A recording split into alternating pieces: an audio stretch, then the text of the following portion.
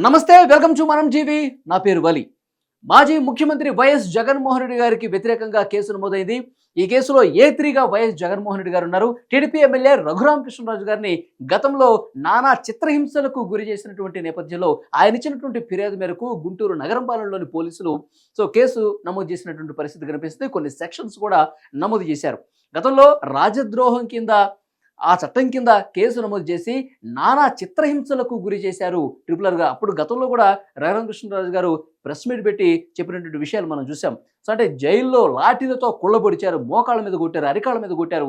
తనకి heart surgery అయిన విషయం తెలిసి కూడా గుండెల మీద కూర్చొని కొట్టారు అని చెప్పి ఇలాంటి విమర్శలు చేసిన విషయం కూడా మనకు తెలిసింది. మెడికల్ రిపోర్ట్లు కూడా తప్పుడుగా ఇచ్చారని చెప్పి ఇప్పుడు నమోదైనటువంటి కేసులో అప్పుడు మెడికల్ అక్కడ గుంటూరు జీజీహెచ్ సూపరింటెండెంట్గా ఉన్నటువంటి వాళ్ళ మీద కూడా A5గా చేర్చిన పరిస్థితి కనిపిస్తుంది. అంటే ఈ A1 నుంచి A5 వరకు పెట్టినటువంటి ఈ సెక్షన్కి సంబంధించి ఏం తెలుస్తుంది, ఫర్దర్గా ఈ కేసు ఏ విధంగా వెళ్ళే అవకాశం ఉంది, దీనికి సంబంధించి సమాచారం అందించడానికి senior high court advocate Madhu Sharma గారు ప్రస్తుతం మనతో ఉన్నారు. వారితో మాట్లాడదాం. మధు శర్మ గారు నమస్తే సార్. నమస్తే అండి. ట్రిపుల్ గారు పెట్టిన కేసుకు సంబంధించి కొన్ని సెక్షన్స్ ఇక్కడ ఎఫ్ఐఆర్ కాపీ మన దగ్గర ఉంది. ఇక్కడ మనం క్లియర్గా చూడొచ్చు. ఎఫ్ఐఆర్ కాపీకి సంబంధించిన పూర్తి వివరాలు మనం చూస్తున్నాం. 120B సెక్షన్ ఉంది సార్. తర్వాత 166 ఉంది, 167 ఉంది, 197 ఉంది, 307, 326, 465, 506, రెడ్ విత్ 34 IPC సెక్షన్స్ ఇవన్నీ కనిపిస్తున్నాయి. అంటే ఈ A1 నుంచి A5 వరకు వీళ్ళందరికీ ఈ సెక్షన్స్ వర్తిస్తాయా? ఖచ్చితంగా వర్తిస్తాయి. అంటే ఒక ఎఫ్ఐఆర్ చేసిన తర్వాత అక్యూజ్డ్ అందరూ పార్ట్ అయితే మాత్రమే, అంటే అందరు అక్యూజ్డ్లు అందులో క్రైమ్లో పార్టిసిపేట్ చేశారు అనుకున్నప్పుడు మాత్రమే ఇలాంటి సెక్షన్స్ పెడతారు. అంటే ఇక్కడ థింగ్ ఏంటంటే మీరు 120B చూసుకుంటే కనుక క్రిమినల్ కాన్స్పిరసీ, అంటే దానికి 2 or more persons ఇన్వాల్వ్ అయితే కానీ క్రిమినల్ కాన్స్పిరసీ చేయలేరు. కామన్ ఇంటెన్షన్ వాళ్ళకున్న కామన్ ఇంటెన్షన్ లీడ్ చేయడానికి వాళ్ళకు ఒక కాన్స్పిరసీ ఉన్నది. ఇప్పుడు రఘురామకృష్ణరాజు గారిని అనవసరంగా అరెస్ట్ చేయడం కానీ, ఆయన హింసించడం కానీ, అంటే ఏదైతే మెథడ్స్ పోలీస్ ఇన్వెస్టిగేషన్ లో వాడకూడదో అలాంటి మెథడ్స్ అన్నిటిని వాడి 3rd డిగ్రీ చేసి అనవసరంగా ఒక సీనియర్ పొలిటీషియన్, అంటే ఈ సింపుల్ గా ఒకటే వాళ్ళ గారికి చిన్న లాజిక్ ఏంటంటే, ప్రభుత్వాలని ప్రశ్నిస్తే తీసుకువెళ్ళి ఆ రేంజ్ లో ఇంకొక ప్రజానాయకుడిని హింసిస్తారా అనేది కూడా ఆ రోజుల్లో కలకలం రేపినటువంటి విషయం. ఆయన ఎంపీ అప్పుడు పైపెచ్చు ఆయన బయటికి వచ్చి మీడియాకి ఆయన కాళ్ళు చేతులు చూపిస్తే గానీ, ఇంత చేటు వాచిపోయినవి అని చెప్పి చూపిస్తే గానీ తెలుసుకోలేని పరిస్థితి. ఇప్పుడు స్క్రీన్ లో మనం ఒక బాక్స్ లో కూడా చూస్తున్నాము. ఖచ్చితంగా ఇప్పుడు ఒకానొక సిచ్యువేషన్ లో కరెంట్ షాక్స్ కూడా పెట్టారు ఆయనకి అని చెప్పేసి మనం ఆ మూమెంట్ లో విన్న మాటలు. అంటే ఆ స్థితిలో తీసుకువెళ్ళి ఒక ఎంపీని 3rd డిగ్రీ చేయడం అనేది ఇదేమీ చట్టబద్ధమైన విషయం కాదు. ఎందుకని ఇన్వెస్టిగేషన్కి ఒక ప్రొసీజర్ ఉంది ఆల్రెడీ.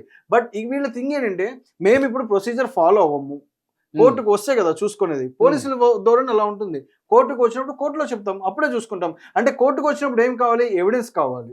ఆ ఎవిడెన్స్ కూడా మ్యానిపులేట్ చేశారని ఈ సెక్షన్స్. అంటే 166 కానివ్వండి, మీకు 167 కానివ్వండి, పబ్లిక్ అథారిటీ వాళ్ళ పవర్స్ మిస్యూజ్ చేయడం అయితే కానీ, ఇప్పుడు మీకు ఈ 197 కానీ, 465 కానీ, 166, 167 కానీ, ఇందులో 326 అని మీరు ముఖ్యంగా గమనించుకుంటే ఏంటంటే, పబ్లిక్ అథారిటీస్ వాళ్ళకు ఉన్నటువంటి పవర్స్ ని మిస్యూజ్ చేసి ఫాల్స్ డాక్యుమెంట్స్ క్రియేట్ చేసి ఆ ఫాల్స్ డాక్యుమెంట్స్ ని కోర్టుకు ప్రొడ్యూస్ చేశారు. అంటే మీకు ఒక ముఖ్యమైన విషయం చెప్తాను.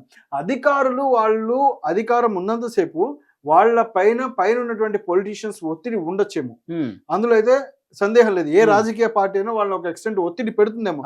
కానీ ఒత్తిళ్ళకి తలొగ్గి పూర్తి స్థాయి డాక్యుమెంట్లని మ్యానిపులేట్ చేసినా, పూర్తి స్థాయి డాక్యుమెంట్లని ఫోర్జరీ చేసినా, పూర్తి స్థాయిలో డాక్యుమెంట్లను ఫాల్స్ గా క్రియేట్ చేసిన రేపొద్దున లైబుల్ అయ్యేది మాత్రం వాళ్ళే.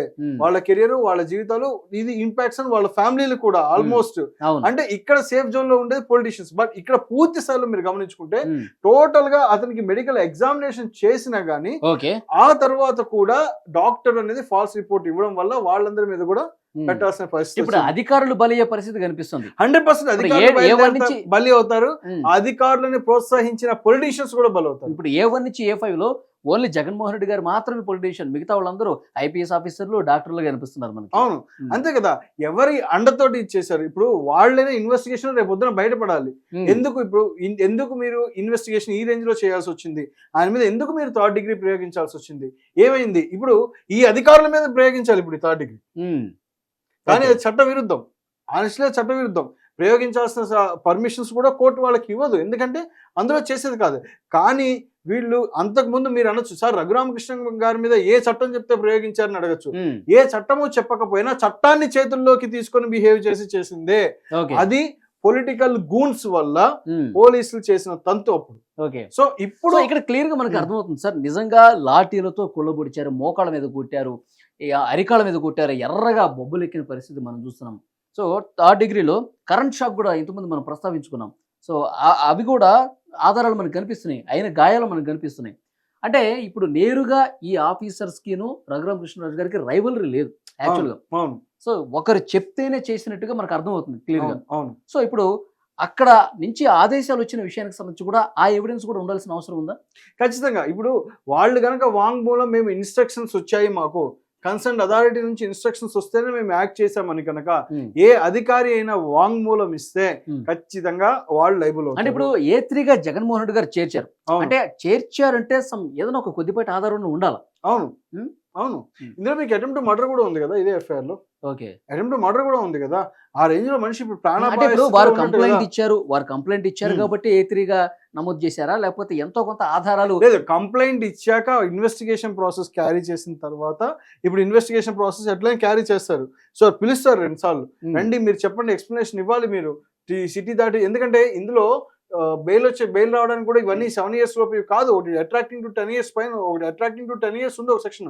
307 వరకు 10 years వరకు పడేటువంటి అవకాశం ఉంది అటెంప్ట్ మర్డర్. సో ఇలాంటి సిచ్యువేషన్స్ లో వాళ్ళు తప్పించుకోవడానికి కూడా అవకాశం ఉంటుంది. ఇన్వెస్టిగేషన్ సహకరించాలి, సహకరించకపోతే అరెస్ట్ అయ్యేటువంటి ప్రమాదం కూడా ఉంటుంది. సో బెయిల్ కూడా తొందరగా రిజెక్ట్ అయ్యేటువంటి అవకాశాలు కూడా ఉంటాయి వాళ్ళకి. సో కాబట్టి ఖచ్చితంగా వాళ్ళు ఉండి ఇన్వెస్టిగేషన్ ప్రాసెస్ కి సహకరించి జగన్మోహన్ రెడ్డి కూడా పోలీసులకు సహకరించాలి. ఎందుకని యాక్షన్ తీసుకోవాల్సి వచ్చింది, ఆనాడు ఎందుకు అరెస్ట్ చేయాల్సి వచ్చింది, పొలిటికల్లీ మోటివేటెడ్ అయ్యారా లేదా? దీనికి ముఖ్యంగా ఏంటంటే అప్పట్లో రఘురామకృష్ణరాజు గారు అప్పటి ప్రభుత్వం మీద కొన్ని కామెంట్లు చేయడమే అది ప్రభుత్వం కక్ష సాధింపు దిశగా వెళ్లేలా తయారు చేసింది అని చెప్పి ఒక పొలిటికల్లీ మోటివేటెడ్ స్టంట్ కింద ఉన్నది అని చెప్పి ఇప్పుడు దాకా మనం చూస్తున్నాం.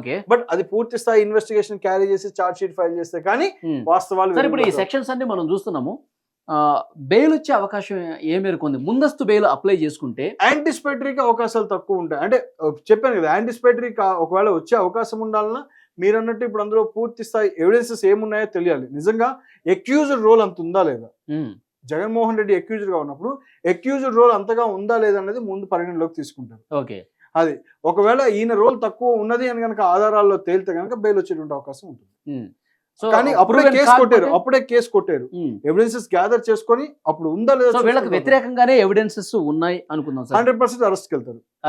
100% అరెస్ట్. అంటే ఎన్ని సంవత్సరాలు జైలు శిక్ష పడే అవకాశం? 10 ఏళ్ల వరకు ఉన్నాయి కదా, 10 ఏళ్ల వరకు అట్రాక్ట్ అయ్యేది ఉంది కదా. 10 ఏళ్ల వరకు అట్రాక్ట్ అయ్యేది ఉంది. 100% వెళ్ళొచ్చు. 100% వాళ్ళకి బెయిల్ కూడా రాకుండా ఉంటే ఛాన్స్ ఉంటుంది. బెయిల్ కి అప్లై చేసుకున్నా కొంత సమయం పట్టేటువంటి అవకాశం ఉంటుంది. ఓకే, అంటే ముందుగా పిలిచే అవకాశం ఉండొచ్చు, అంటే నోటీసులు ముందు ఏదైనా పిలుస్తారు. ఇందులో జగన్మోహన్ రెడ్డిని పిలిచి ఇన్వెస్టిగేషన్ చేసుకొని ఆ తర్వాత ఆ ఎవిడెన్స్ ని బేస్ చేసుకొని మాత్రమే కాలం చేయడం ఉంటుంది, అరెస్ట్ చేయడానికి మొగ్గు చూపడానికి ఉంటుంది.